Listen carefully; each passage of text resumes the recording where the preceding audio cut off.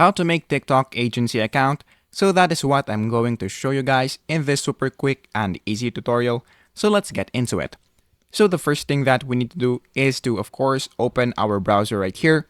And then once you open our browser, the next thing that we need to do is to go here on the search bar and then search for TikTok Ad Manager account and then click enter.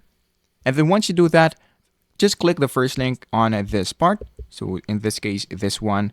So make sure that you are in the TikTok website, which is this one. So once you're now here, just click get started. And then to create your account, of course, what we're going to do is to just put our email and then of course your password. So let's say for example that this is the password and then click continue, which is right there. And then just verify this. So let's do this one and this one.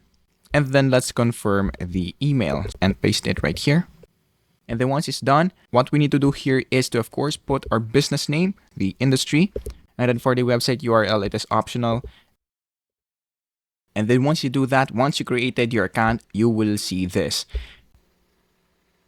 So just click accept right here. And then just, of course, and in this part, in this ads, just add a creative. And then once you do that, just click continue. Right there. And then for the budget and audience targeting, it is up to you. So I'm just going to click publish.